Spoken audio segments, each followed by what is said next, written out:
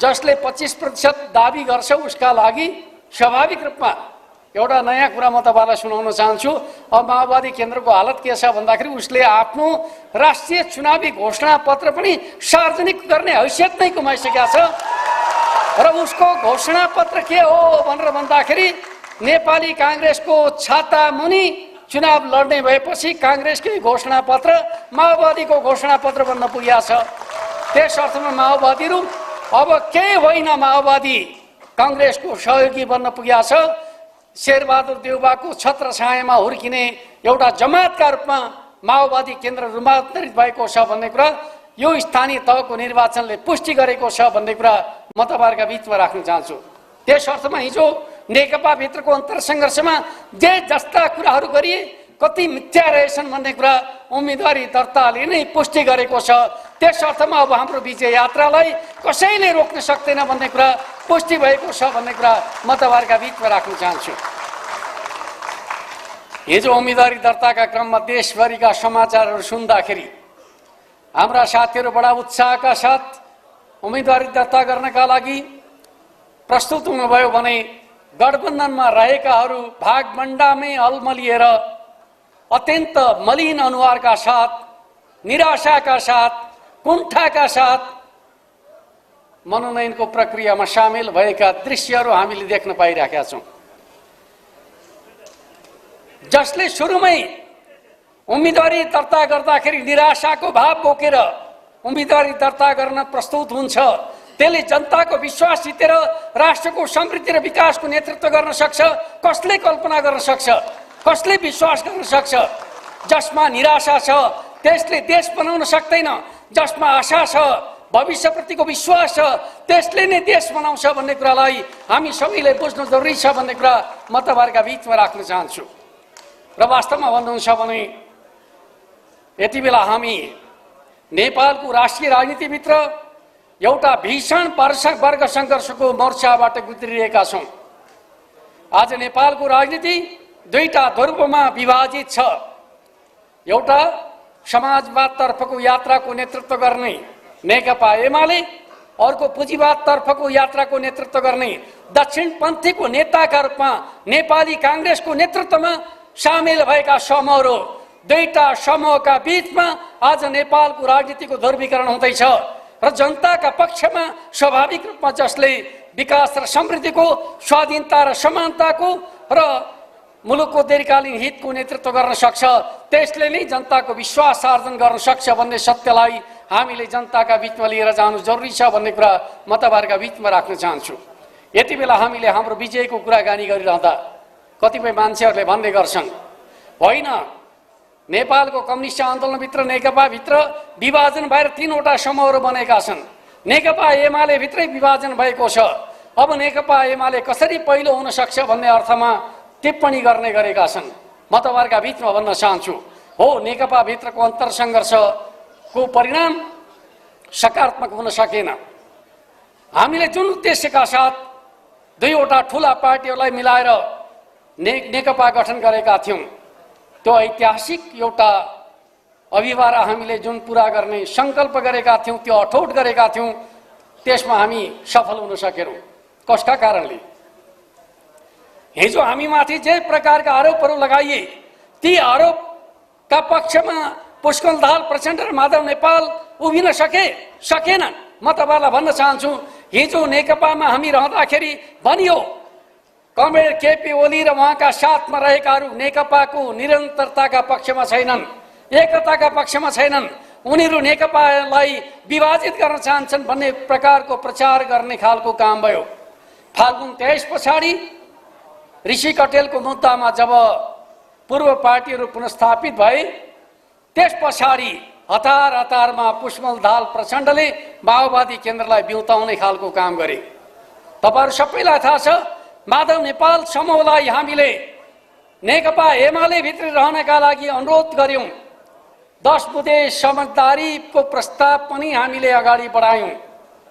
तर माधव नेपालले अलग पार्टी निर्माण गर्नका लागि अध्यादेशका माध्यमबाट हिजो 40% मा दल विभाजन गर्ने कानुनी प्रबन्धभित्र दल र पार्टी दुवैको 40% भन्ने प्रावधानलाई हाम्रो अध्यक्ष प्रधानमन्त्री रहँदाखेरि उहाँले दलमा 40% भए मात्रै पनि दल विभाजन हुने लोकतान्त्रिक अभ्यासलाई स्थापित गर्न खोज्दाखेरि त्यसको चर्को विरोध गर्नेहरू पछि दल विभाजनका लागि 20% भए पुग्ने, त्यो पनि एउटा कुनै पक्षमा दलमा 20% भए पनि पुग्ने, पार्टीमा 20% भए पनि पुग्ने अध्यादेश जारी गरेर नेकपा एमालेलाई विभाजित गर्ने षड्यन्त्र गरियो र नेकपा एमालेलाई विभाजित गर्ने षड्यन्त्र पछाडि अध्यादेश फिर्ता लिएर चाहिँ कानुनी शासनमाथि उपहास गर्ने खालको काम भयो र आज परिणामका रूपमा हेर्नुहुन्छ भने हामीले भन्यौं नेकपा एमाले पुनर्स्थापित हुँदा पनि हामीले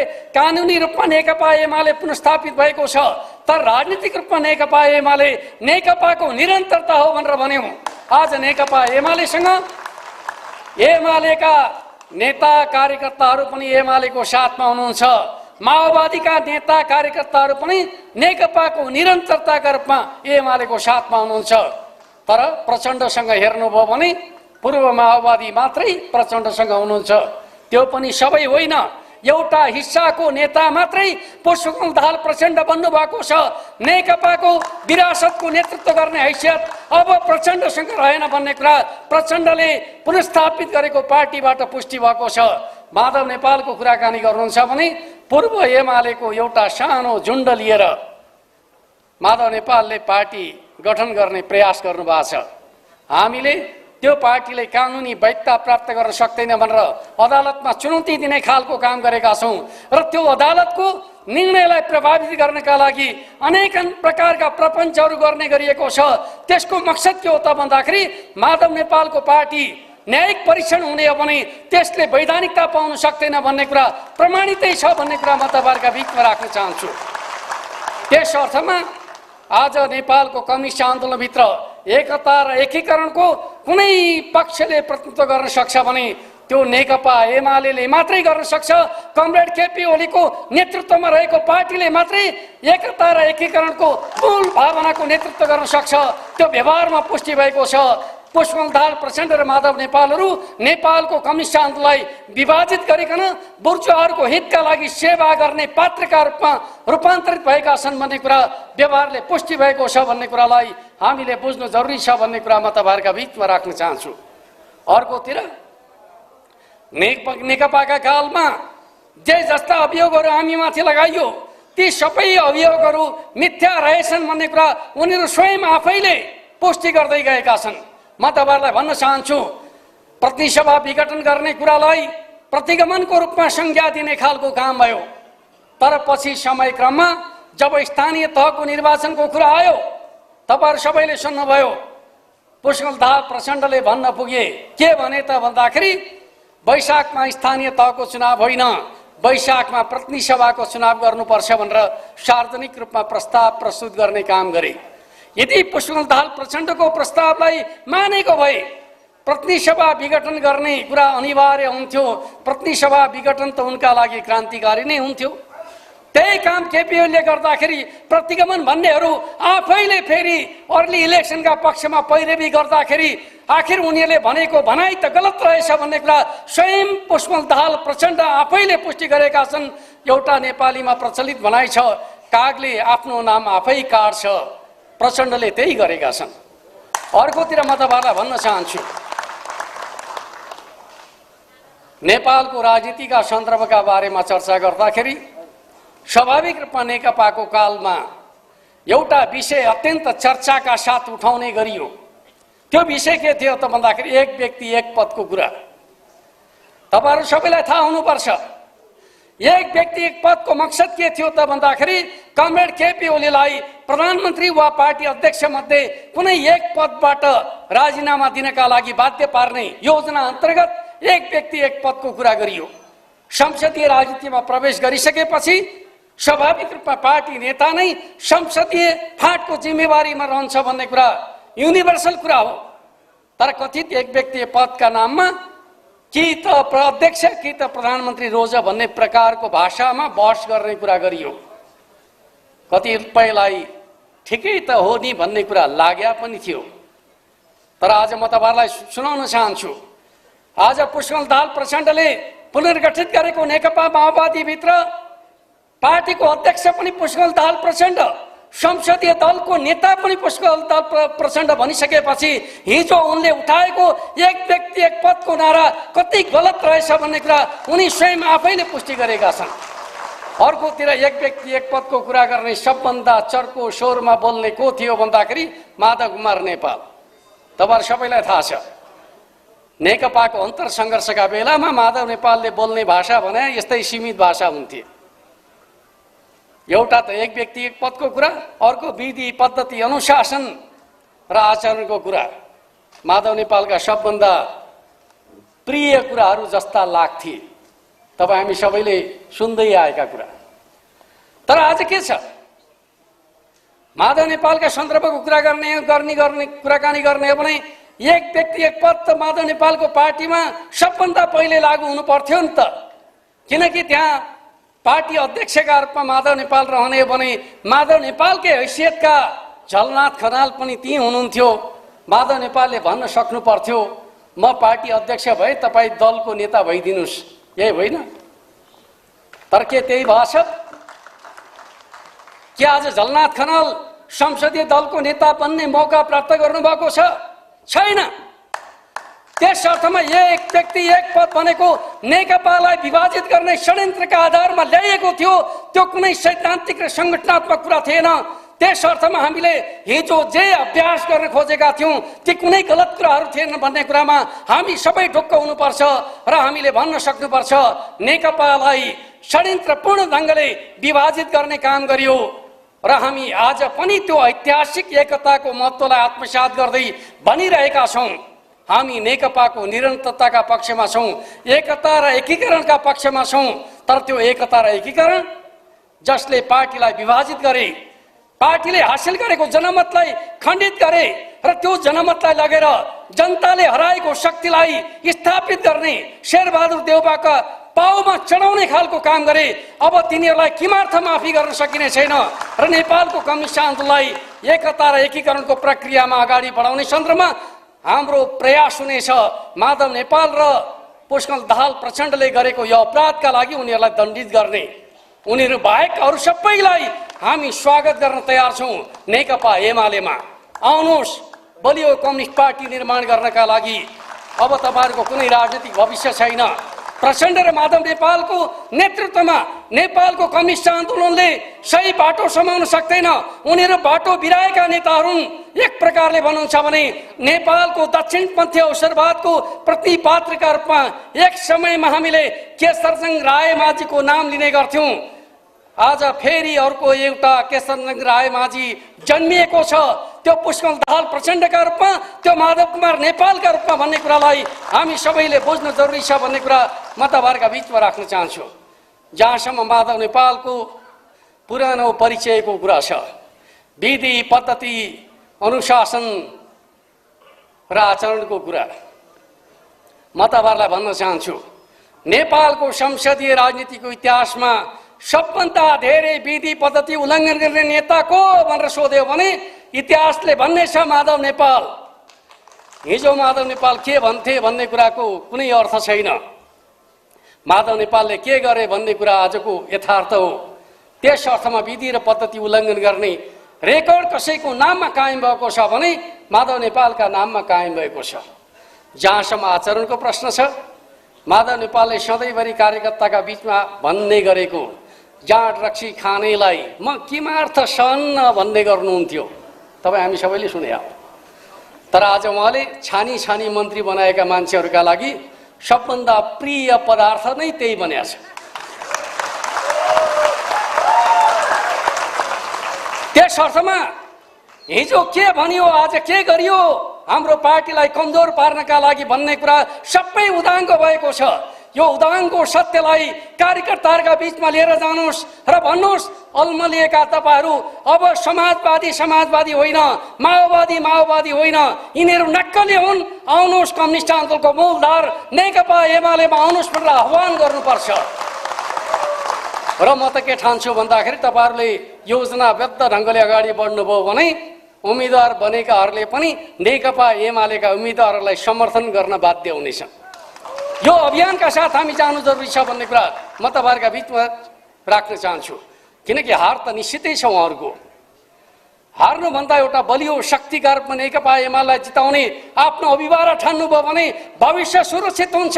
आजसम्म उहाँहरूले वामपन्थी आन्दोलनमा, कम्युनिस्ट आन्दोलनमा जे जति परिश्रम गर्नुभएको छ त्यो परिश्रमको मूल्य नेकपा एमालेलाई जिताउने कुरामा छ भन्ने कुराको सन्देश लिएर जानु जरुरी छ भन्ने कुरा म तपाईहरुका बीचमा राख्न चाहन्छु। अर्कोतिर स्वाभाविक रूपमा आज नेकपा एमालेलाई के भन्ने गरिन्छ त भन्दाखेरि केन्द्रबाट पनि हामीले बढार्यौं, प्रदेशबाट पनि बढार्यौं भनेर चाहिँ बडा ठूलो स्वरमा भन्ने गरिया छ। र म तपाईहरुलाई भन्न चाहन्छु, हिजो हामीले निर्माण गरिदिएको जनमतमा टेकेर त्यो जनमतलाई खण्डित गरेर आंशिक जनमतलाई लगेर शेरबहादुर देउबाको पाउमा चढाएर हामीलाई केन्द्र सरकारबाट पनि हटाइयो, प्रदेश सरकारबाट पनि हटाइयो। तर त्यसको एउटा लाभ हामीले प्राप्त गरेका छौं। हामी माथिको घेराबन्दी, हामी माथिको आक्रमणले आज हामी एउटा राष्ट्रिय पार्टीबाट राष्ट्रिय शक्तिका रूपमा नेकपा एमाले विकास गर्दैछौं। त्यस अर्थमा उहाँहरूले हामीमाथि जुन प्रकारको षड्यन्त्र गर्नुभयो त्यो षड्यन्त्रले आज नेकपा एमाले पार्टीका रूपमा सीमित छैन, यो राष्ट्रिय शक्तिका रूपमा निर्माण हुँदैछ भन्ने कुराको सत्यलाई हामीले बुझ्नु जरुरी छ र यो जनताका बीचमा लिएर जानु जरुरी छ। आज नेपालका राजनीतिक दलहरूमा जुन प्रकारको दिशाहीनता, गतिहीनता छ यसलाई तोड्नका लागि राष्ट्रिय शक्ति आवश्यक छ। राष्ट्रिय शक्तिका रूपमा नेकपा एमालेको विकास अनिवार्य छ। यो जनादेश आउने चुनाव केका लागि नेकपा एमालेलाई राष्ट्रको शक्तिका रूपमा स्थापित गर्नका लागि त्यो शक्ति स्थानीय चुनावमा पनि प्रकट हुनेछ, त्यो शक्ति प्रतिनिधि सभा र प्रदेश सभाको चुनावमा पनि प्रकट हुनेछ। त्यसपछि केन्द्रदेखि स्थानीय तहसम्म सबैतिर नेकपा एमालेको नेतृत्वको सरकार बन्नेछ। 2079 साल नेकपा एमाले मुलुकको राष्ट्रिय राजनीतिको नेतृत्व गर्ने ठाउँमा पदार्पण गर्ने सालका रूपमा रहनेछ। परमादेशबाट आएकाहरूलाई हामीले जनादेशको झण्डाद्वारा फेरि हामी वनवास पठाउनेछौँ र मुलुकको नेतृत्व हामीले गर्नेछौँ भन्ने कुरा म तपाईहरुलाई राख्न चाहन्छु। आज उहाँहरुका फुर्ती जनताले दिएको आदेश होइन, अदालतले दिएको परमादेश हो र त्यो अदालतले दिएको परमादेश कुनै कानुनी र संवैधानिक प्रबन्ध अन्तर्गतको होइन, सेटिङद्वारा गरिएको हो भन्ने कुरा उहाँहरू आफैले पुष्टि गर्नुभएको छ। हिजो मुद्दामा योगदान गरे बापत सांसद नभएकालाई कानुन मन्त्री बनाउने काम गरियो। केका लागि? त्यही सेटिङ गरे बापत। अर्कोतिर प्रधान न्यायाधीशमाथि वकिलहरूले, न्यायाधीशहरूले अभियोग लगाए, मुद्दामा सेटिङ गरेर मन्त्री खान खोजे भनेर आरोप लगाइए, मन्त्री नियुक्ति गरियो, मन्त्रीलाई राजीनामा गराइयो। सबै घटनाहरू पटाक्षेप भएका छन् र तपाईहरुलाई एउटा कुरा म सुनाउन चाहन्छु। अदालतको फैसला पछाडि सरकारले मान पदवी दियो न्यायालयका न्यायाधीशहरूलाई, तिनलाई मात्रै दियो जसले परमादेश जारी गरेका थिए। न्याय निरूपणमा अरूको दक्षता नदेखिकन जसले परमादेश दिए उनीहरू नै दक्ष देख्ने खालको आँखा सेटिङको नजरमा मात्रै हुन्छ, न्यायको नजरमा हुँदैन भन्ने कुरालाई हामी सबैले बुझ्नु जरुरी छ भन्ने कुरा म तपाईहरुका बीचमा राख्न चाहन्छु। यो प्रक्रियाबाट सत्तामा आएकाहरूलाई विदा गर्ने बाटो शानदार बाटो जनताको जनादेश हो र म तपाईहरुलाई भन्न चाहन्छु, हो हामीलाई चोइट्याउने सन्दर्भका बारेमा कानुन बनाउँदाखेरि 20% द्वारा विभाजित गर्ने कानुन बनाइयो, तर जनप्रतिनिधि मार्फत नेकपा एमाले विभाजित भएन।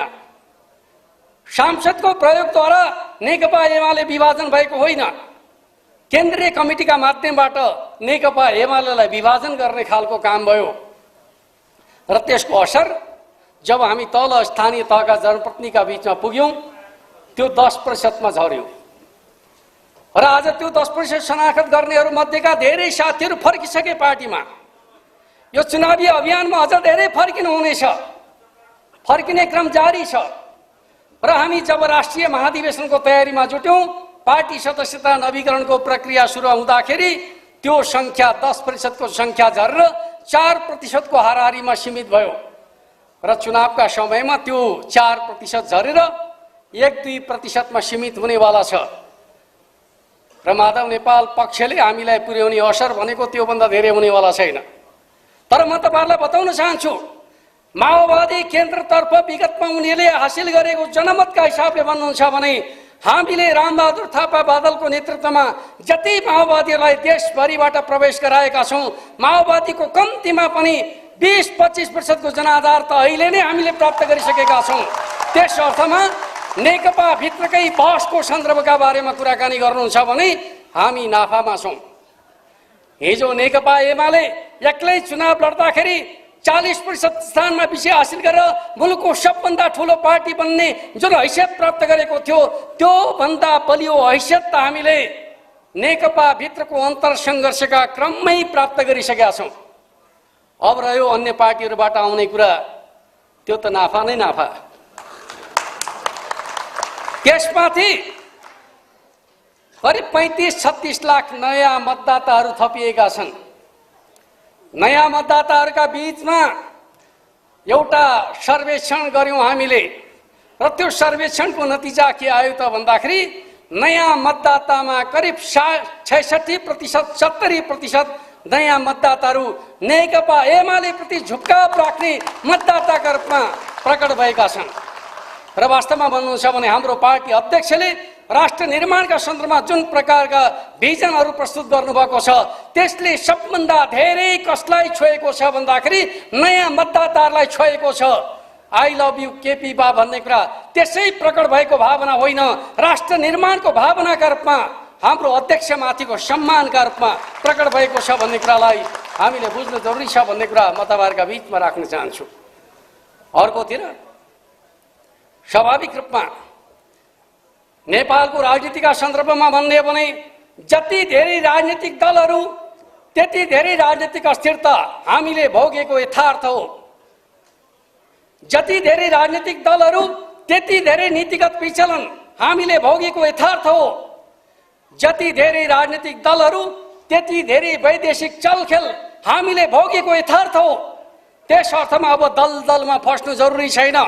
अब सबैले भन्नुपर्छ एउटा बलियो शक्तिका रूपमा नेकपा एमालेको विकास अब मुलुकको समृद्धिको यात्राका लागि, स्वाधीनता र स्वाभिमानको यात्राका लागि र मुलुकलाई जनताको बहुदलीय जनवादको मार्गदर्शनमा समाजवादको आधार तयार गर्ने यात्राका लागि नेकपा एमालेलाई बलियो राष्ट्रिय शक्तिका रूपमा विकास गर्ने कुरा आजको आवश्यकता हो भन्ने कुरालाई हामीले जनताका बीचमा लिएर जानु जरुरी छ भन्ने कुरा म तपाईहरुका बीचमा राख्न चाहन्छु। आज कमजोर हुँदै जाँदाको परिणाम नै होला सत्ताधारीहरू आफ्नो भविष्यको रक्षाका लागि एक ठाउँमा उभिन बाध्य छन्। एक ठाउँमा उभिन्छन् तर स्वार्थ मिल्दैन। तपाईहरु सबैले सुन्नुभएको होला, देशका विभिन्न भागबाट आएका समाचारहरू सुन्नुभएको होला। माथिबाट मिल्ने कुरा गरिराखेका छन्, तलबाट चाहिँ मिल्न सकिराखेका छैनन्। आफै झगडा गरेका छन्, आफै निराशा पोखेका छन्। किनकि यो गठबन्धन जसको कुनै लक्ष्य छैन, जसको कुनै उद्देश्य छैन, जसको कुनै नीतिगत स्पष्टता नै छैन, त्यस प्रकारको गठबन्धनले मुलुकको नेतृत्व गर्न सक्छ? केमार्थ नेतृत्व गर्न सक्दैन? मुलुकको नेतृत्व विचारका आधारमा, सिद्धान्तका आधारमा, कार्यक्रमका आधारमा हुने गर्छ। गठबन्धनसँग न त सिद्धान्त छ, न त नीति छ, न त कार्यक्रम छ। यो स्वार्थका झुण्डका रूपमा रहेको छ भन्ने कुरालाई हामीले बुझ्नु जरुरी छ। त्यही कुरा नेपाली जनताका बीचमा लिएर जानु जरुरी छ। तपाई नेपाल बनोस् भन्ने चाहनुहुन्छ भने गठबन्धनका माध्यमबाट होइन, बलियो शक्तिका माध्यमबाट त्यो सम्भव छ। र बलियो शक्तिका रूपमा गठबन्धन आउने सम्भावना छैन। बलियो शक्तिका रूपमा अब नेकपा एमाले मात्रै छ भन्ने कुरा जनताका बीचमा लिएर जानु जरुरी छ भन्ने कुरा म तपाईहरुका बीचमा राख्न चाहन्छु। कहिलेकाहीँ गठबन्धन पनि विकल्प बन्छ भन्ने कुरा भन्न सकिन्छ। तर म तपाईहरुलाई बताउन चाहन्छु, अहिलेको 5 दलीय गठबन्धनले सरकारको नेतृत्व गरेपछि यसले मुलुकको आर्थिक अवस्था लाई कति कमजोर बनायो भन्ने कुराका दृष्टान्तका रूपमा अहिले राष्ट्र बैंकले प्रक्षेपण गरेका, राष्ट्र बैंकले प्रकाशित गरेका सूचकहरूको विश्लेषण गर्दाखेरि हामी बुझ्न सक्छौं। म तपाईहरुलाई भन्न चाहन्छु, हामीले सरकार छोड्दाखेरि यो मुलुकमा विदेशी मुद्राको सञ्चितको भण्डार अत्यन्त सकारात्मक हिसाबले छोडेका थियौं। 11 महिनाको आयात धान्न सक्ने अवस्थामा विदेशी मुद्राको सञ्चित छोडेर गएका थियौं। तर 8 महिनाको अवधिमा विदेशी मुद्राको सञ्चित घटेर 6 महिनाको आयात धान्न नसक्ने अवस्थामा पुगेको छ। यस प्रकारको कमजोर शासन गर्नेहरूलाई जिम्मा दियो भने मुलुक बर्बाद हुन्छ भन्ने कुराको सन्देश हामीले जनताका बीचमा लिएर जानु जरुरी छ भन्ने कुरा म तपाईहरुका बीचमा राख्न चाहन्छु। हामीले सरकार छोड्दाखेरि मूल्य वृद्धिलाई 4% भन्दा तल राखेका थियौं। तर आज मूल्य वृद्धि दर 7% भन्दा माथि चढेको छ। अझै चाडपर्वको सिजन सुरु भएको छैन। चाडपर्वको सिजन सुरु नहुँदै त मूल्य वृद्धि 7% भन्दा माथि चढिसक्यो। भदौ लागेपछि बढ्ने मूल्य वृद्धिले मुलुकको बजारलाई कस्तो गराउला, जनताको भविष्यलाई कस्तो बनाउला, त्यो कुरामा सचेत बनाउन सक्नुपर्छ। नेकपा एमाले मात्रै यस्तो पार्टी हो जसले बजारलाई नियमन गर्न सक्छ, मूल्य वृद्धिलाई नियन्त्रण गर्न सक्छ। यो गठबन्धनको सरकार त्यो सामर्थ्य राख्दैन भन्ने कुरा उसका व्यवहारले पुष्टि भएको छ भन्ने कुरा हामीले जनताका बीचमा राख्नु जरुरी छ भन्ने कुरा म तपाईहरुका बीचमा राख्न चाहन्छु। अर्को एउटा तथ्य पनि म तपाईहरुलाई सुनाउन चाहन्छु। हामी सरकारमा रहँदा विदेशमा जाने युवाहरूको संख्या घटेको थियो। तर बाहिरबाट आउने आय आम्दानी जसलाई हामी रेमिटेन्स भन्छौं त्यो चाहिँ उल्लेख्य मात्रामा बढिराखेको थियो।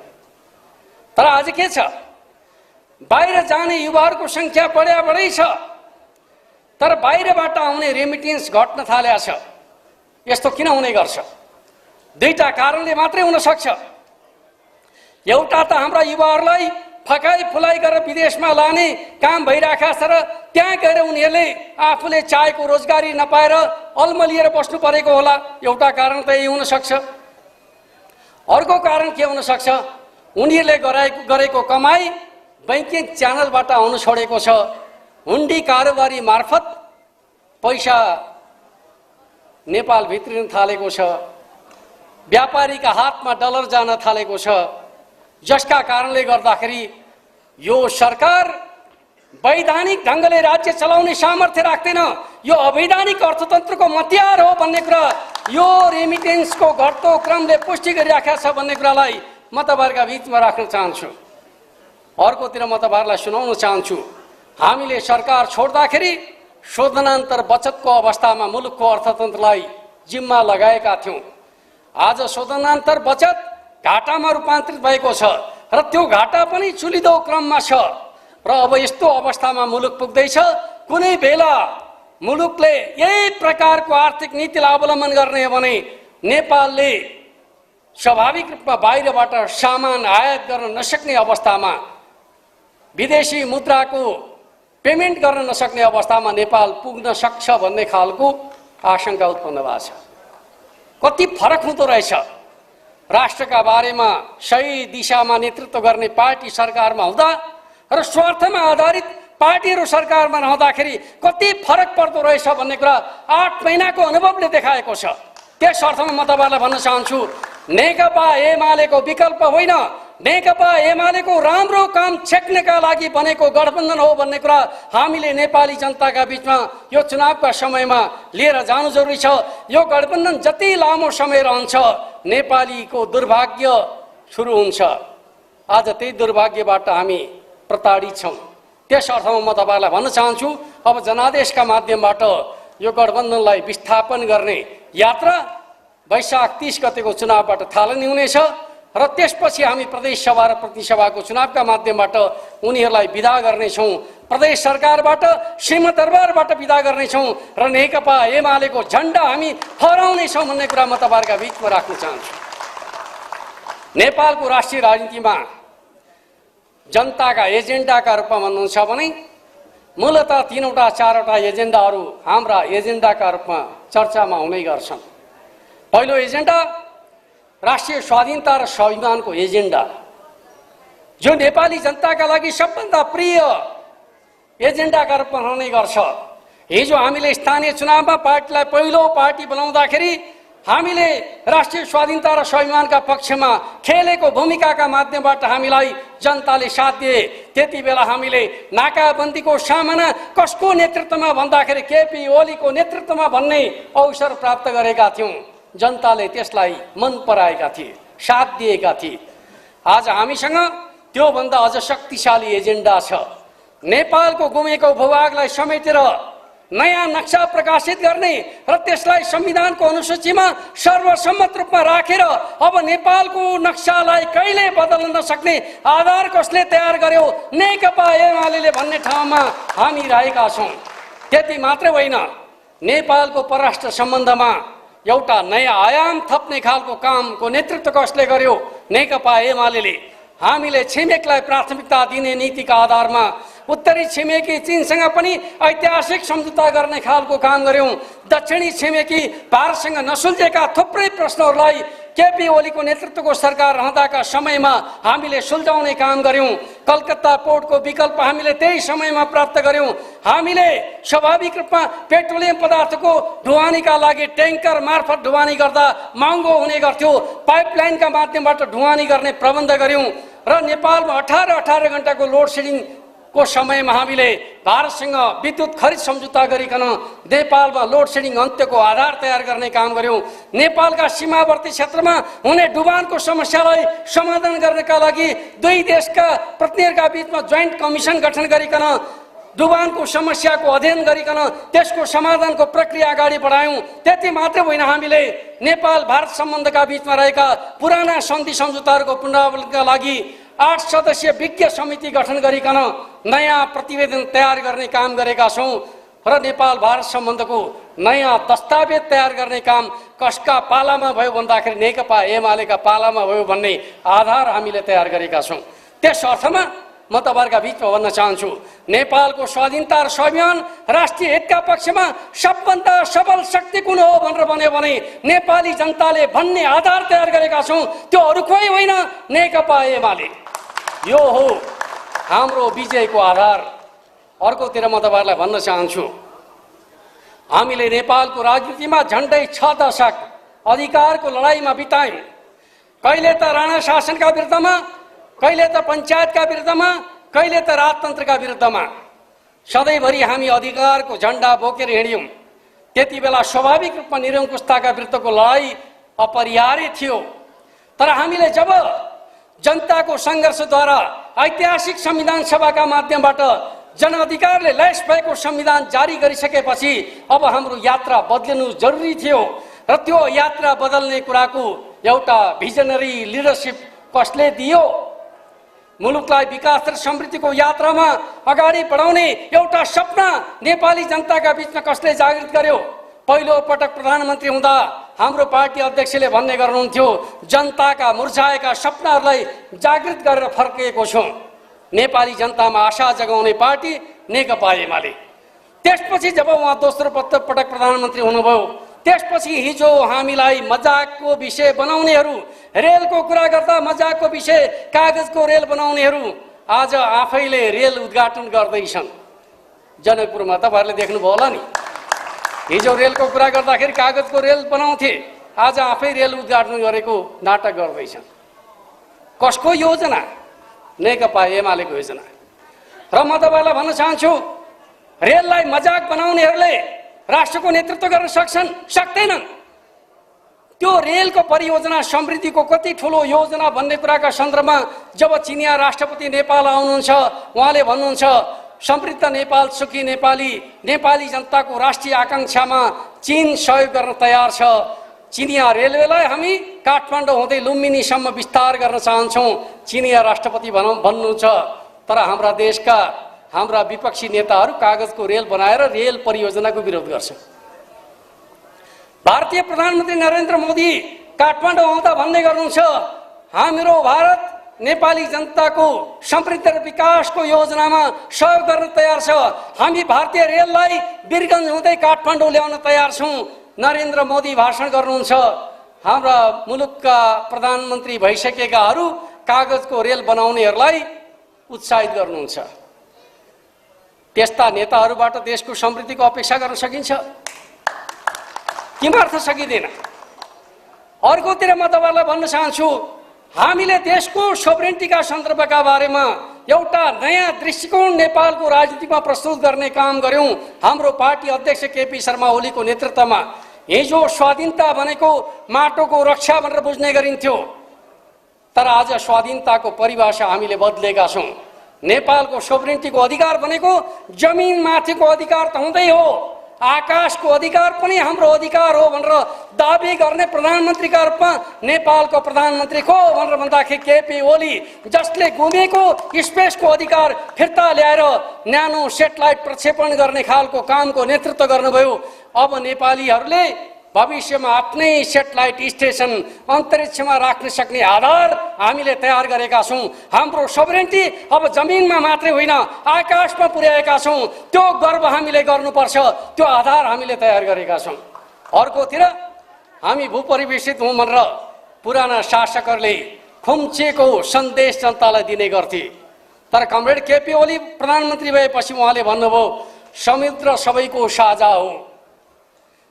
हाम्रो सीमानामा समुद्र छैन, तर समुद्रमा हाम्रो अधिकार छ। अब हाम्रा अन्तर्राष्ट्रिय समुद्रहरूमा नेपालको झण्डा भएको पानी जहाज हामी चलाउन पाउँछौं। यो सन्देश दिने प्रधानमन्त्री को हो त भन्दाखेरि केपी शर्मा ओली हो, जसले आफ्नो सोभरेन्टीलाई भूगोलमा मात्रै होइन समुद्रमा पनि स्थापित गर्ने काम गर्नुभएको छ। यो सामर्थ्य निर्माण गर्ने नेताको नेतृत्वमा रहेको पार्टीलाई हामी चुनावको मैदानमा लिएर जाँदैछौं। जनताको साथ हामी जुटाउन सक्दैनौं? अवश्य सक्छौं। अर्कोतिर म तपाईहरुलाई भन्न चाहन्छु, विकास र समृद्धिका मामिलामा हामीले यो बीचमा गरेका कामहरू जनताका बीचमा लिएर जानुस्। जनताले हामीलाई स्वागत गर्ने कुरा निश्चित छ र हिजो जे कुरा असम्भव ठानिन्थ्यो, आज मुलुकलाई नेपालका तराई क्षेत्रमा सिँचाइका लागि तपाईहरु सबैलाई थाहा छ, महाभारत रेन्जबाट बग्ने नदीहरू बर्खामा बाढी बनेर आउँथे, हिउँदमा खडेरी बनेर आउँथे। तर अब हामी के गर्दैछौं? नदी पथान्तर योजना जो कसैले आँट गर्दैनथ्यो, भेरी बबई डाइभर्सन योजनाका माध्यमबाट हामीले बबई सिँचाइ योजनाको स्रोत व्यवस्थापन गर्ने कामको नेतृत्व हामी आफैले गर्यौं र त्यसपछि हामीले सुनकोशी मरिन डाइभर्सनका माध्यमबाट तराईका जिल्लाहरूमा मध्य प्रदेशका जिल्लाहरूमा 12 महिना सिँचाइको सेवा उपलब्ध गराउने एउटा महत्त्वाकांक्षी योजना आरम्भ गरेका छौं। त्यसले अन्नको भण्डारका रूपमा रहेको तराई मधेसको भाग्य र भविष्यलाई बदल्ने छ। त्यो योजना नेकपा एमालेको नेतृत्वमा अगाडि बढेको हो भन्ने कुरा स्वाभाविक रूपमा तराई मधेसका जनताले अनुभूति गरेका छन्। एउटा समय थियो, तपाईहरु सबैलाई थाहा छ, त्यो समय कस्तो थियो भनेर भन्दाखेरि तराई मधेसमा अघिल्लो चुनावका समयमा हाम्रा पार्टीका नेताहरू जनताका बीचमा जान सकेका थिएनौं। त्यति गर्दा पनि हामीले 40% स्थानमा विजय हासिल गरेका थियौं। एउटा सिंगो प्रदेशमा जहाँ सबभन्दा धेरै स्थानीय तहहरू छन् त्यो ठाउँमा हामी चुनाव प्रचार गर्न पनि पाएनौं, तर पनि हामी देशको सबभन्दा ठूलो पार्टीका रूपमा रह्यौं। आज मध्य प्रदेशको कुरा गर्नुहुन्छ भने अवस्था कस्तो छ भनेर भन्दाखेरि नेकपा एमालेलाई स्वागत गर्नका लागि मधेसका जनताहरू आतुर छन्। चाहे त्यो कांग्रेसबाट भन्नुहोस् चाहे मधेसवादी दलहरूबाट मान्छेहरू लगातार प्रवेश गरिराखेका छन् र अब सबैलाई लाग्न थाल्यो अब यो मुलुकको भविष्य भने नेकपा एमाले हो भन्ने कुरा मधेसका जनताले पनि अनुभूति गरेका छन्।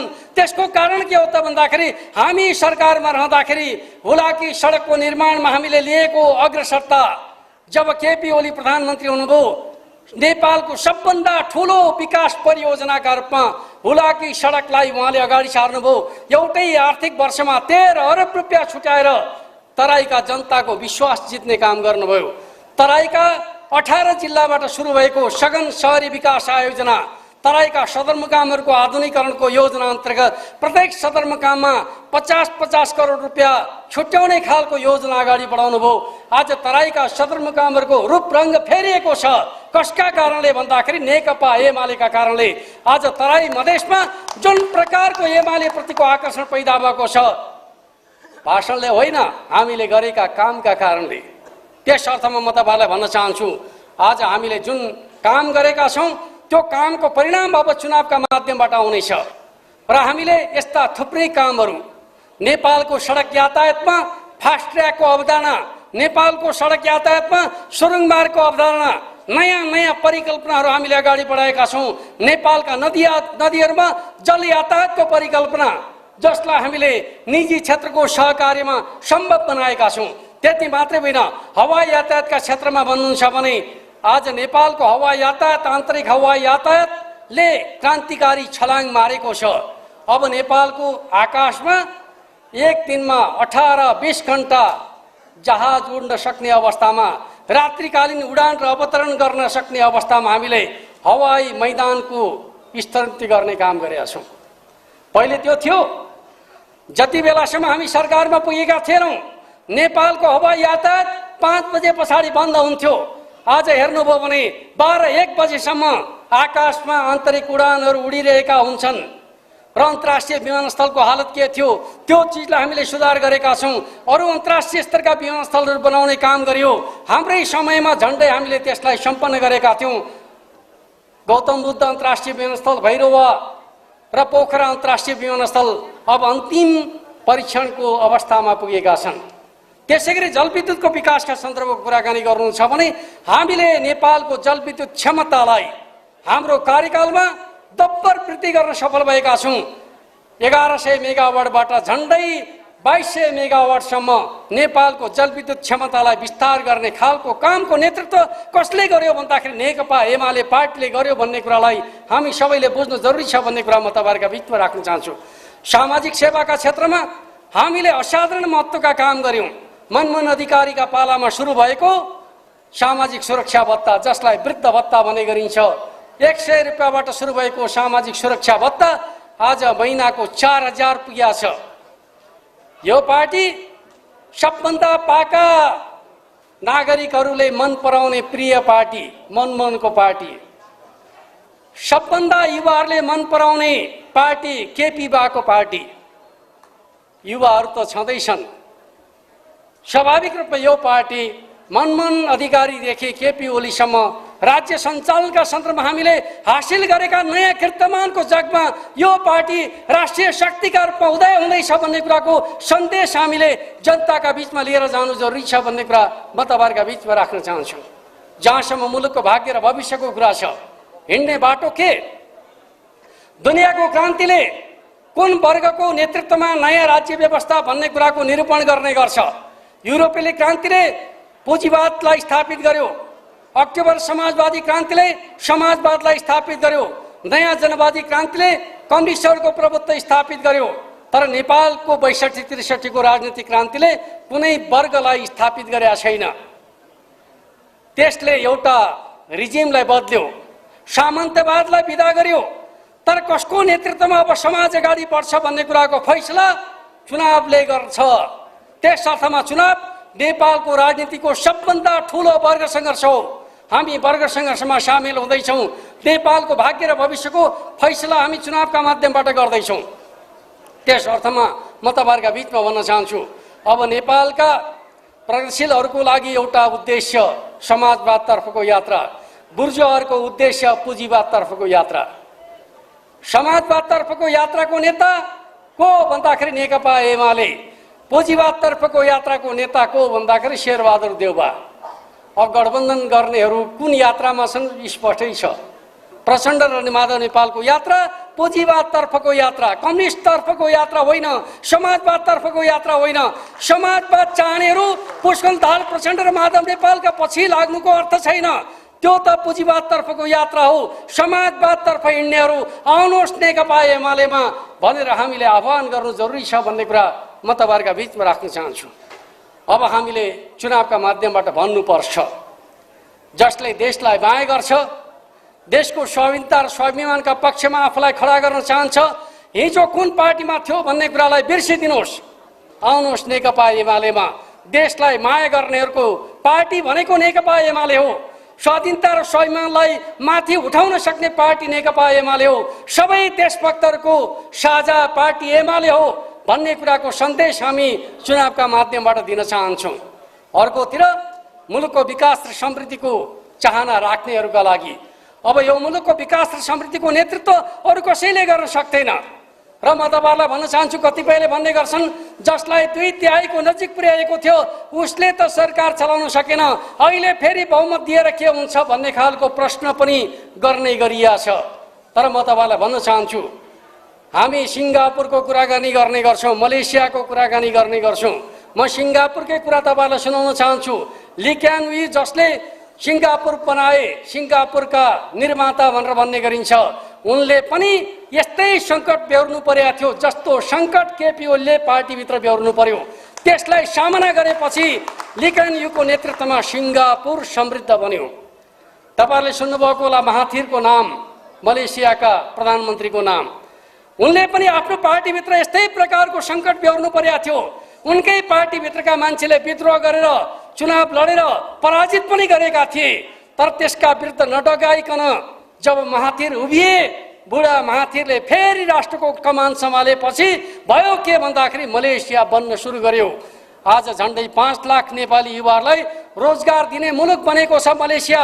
जुन मलेसिया हिजो नेपाल भन्दा पछाडि परेको मुलुकका रूपमा रहेको थियो, त्यो मलेसियालाई खेती गर्न, पशुपालन गर्न सिकाउने नेपालीहरू हुन्। तर आज त्यही मलेसिया नेपाललाई रोजगारी दिने रोजगारदाता मुलुकका रूपमा रूपान्तरित भएको छ। कसका कारणले? महाथिरका कारणले। तर तिनै महाथिरले पनि आफ्नो पार्टीभित्र कमरेड केपी ओलीले नेकपाको कालमा जस्तो सङ्कट बेहोर्नु पर्यो त्यस्तै सङ्कट बेहोर्नु परेको थियो भन्ने कुरालाई हामीले बिर्सनु हुँदैन। त्यस अर्थमा म तपाईहरुलाई भन्न चाहन्छु, देश बनाउने हो भने कमरेड केपी ओली र नेकपा एमालेका विरुद्धको षड्यन्त्रलाई असफल पार्ने हो भने यो देश बनाउने अभियान हामी पूरा गर्न सक्छौँ भन्ने कुराको सन्देश हामीले दिनु जरुरी छ र त्यो सम्भव छ भन्ने कुरा म तपाईहरुका बीचमा राख्न चाहन्छु। अर्कोतिर स्वाभाविक रूपमा हामीले यो मुलुकलाई भविष्यमा कुन दिशातर्फ अगाडि बढाउने, हामीले एउटा नयाँ मान्यताका आधारमा जनताको बहुदलीय जनवादको सिद्धान्तमा आधारित भएर चाहिँ यो मुलुक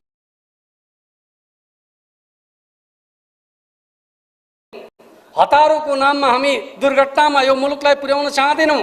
जननेता मदन मोहनले जनताको बहुदलीय जनवादभित्र जनवादी व्यवस्थाको सुदृढीकरणका लागि अपेक्षाकृत लामो समयको जुन चर्चा गर्नुभएको छ, हामी समाजवादमा पुग्नका लागि 3वटा विशेष अवधिबाट गुज्रनुपर्छ भन्ने जुन मान्यतालाई हामी सफलतापूर्वक कार्यान्वयन अल्पकालीन योजनाहरू पनि छन्, मध्यकालीन योजनाहरू पनि छन्, दीर्घकालीन योजनाहरू पनि छन्। ती योजनाको जगमा हामीले राष्ट्र निर्माणको नेतृत्व गर्न सक्छौँ। यो मुलुकमा योजनाबद्ध विकासको काम कसैले गर्न सक्छ भने त्यो नेकपा एमालेले मात्रै गर्न।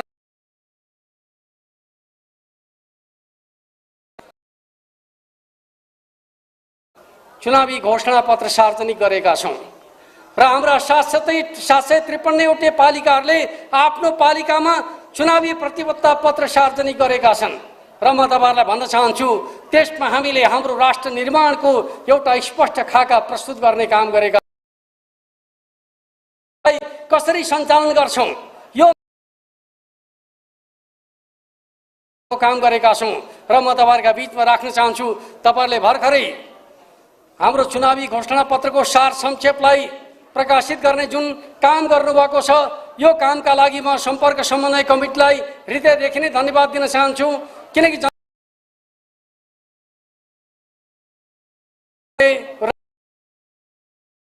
तपाईहरुले सार संक्षेपमा यसका विधाहरूलाई विशेषताहरूलाई चर्चा गर्नुहुनेछ।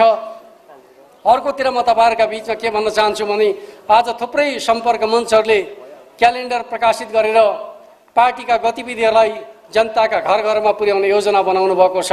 त्यस जुन योजना आयोजना गर्नुभएको छ, म तपाईहरु सबैलाई के भन्न चाहन्छु त भन्दाखेरि चुनावका समयमा हाम्रा विरुद्धमा फैलाइने भ्रमहरूप्रति तपाईहरु सबै सचेत हुनुपर्छ।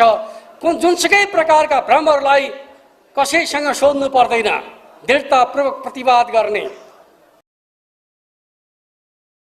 किनकि हाम्रो पार्टी सजाय दिनका लागि सक्षम छ। भ्रमहरूलाई चिर्नका लागि हामी सबै तयार हुनुपर्छ। गल्ती गर्नेलाई पार्टीले दण्डित गर्छ, राज्यले दण्डित गर्छ। चुनावका समयमा भ्रम सिर्जना गर्ने कुरा केमा अर्थ स्वीकार्य हुने छैन भन्ने मान्यताका आधारमा हामी अगाडि सबै यो चुनावका सन्दर्भमा केही रोचक नाराहरू आन्दोलनकै क्रममा जन्मिँदा रहेछन् र एउटा नारा भन्ने गरेका छ, म जिताउँछु मेरो ओडा, हामी जिताउँछौँ हाम्रो पालिका। तपाईहरु जहाँ जानुहुन्छ मतदाताका रूपमा आफ्नो ओडा र तपाईहरु बस्ने पालिका फर्कौं र अर्को पटक हामी काठमाडौँ आउँदाखेरि हरेकले आफ्नो पालिका जिताएको सुखद सन्देश लिएर आउँ। म तपाईहरु सबैलाई शुभकामना भन्न चाहन्छु। र अर्को एउटा सन्देश पनि यही चुनाव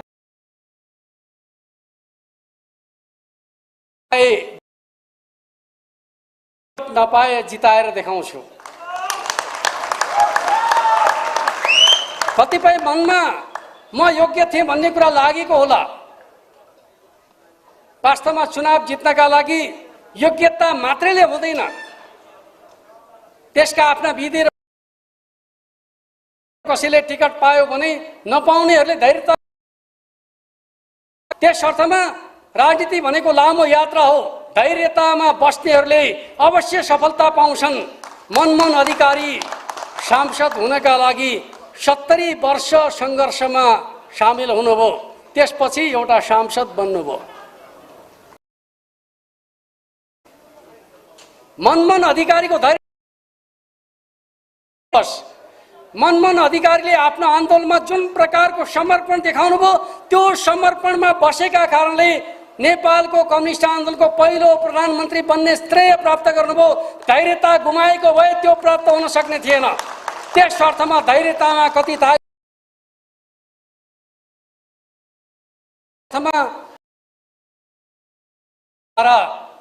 टिकट पाए म जितेर देखाउँछु, नपाए जिताएर देखाउँछु, यो नेकपा एमालेको भावना हो भन्ने कुरालाई हामी सबैले गहिरो गरी आत्मसात गर्नु जरुरी छ।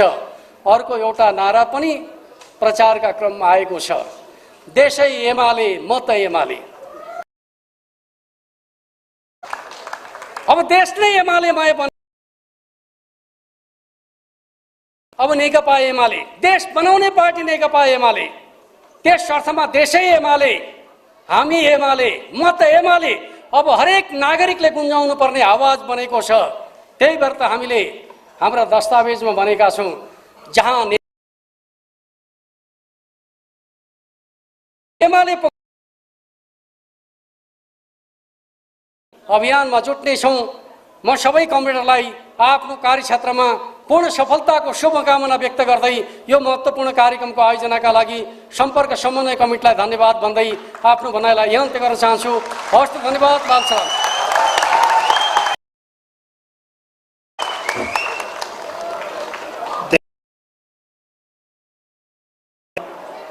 पार्टीका सर्देव महासचिव पूर्व मुख्यमन्त्री कमरेड ईश्वर पोखरेललाई उहाँले अत्यन्तै सारगर्भित आफ्नो मन्तव्य राखेर बिदाई हुनुभएको छ। सम्पर्कको पंक्तिलाई प्रशिक्षित गर्नुभएको छ, त्यसको लागि उहाँलाई हार्दिक हार्दिक धन्यवाद। अझ पनि हाम्रो केही कार्यक्रम बाँकी छ। हामीले आज आयोजना गर्न लागेको मुख्य कार्यक्रम झण्डा हस्तान्तरणको कार्यक्रम बाँकी नै छ।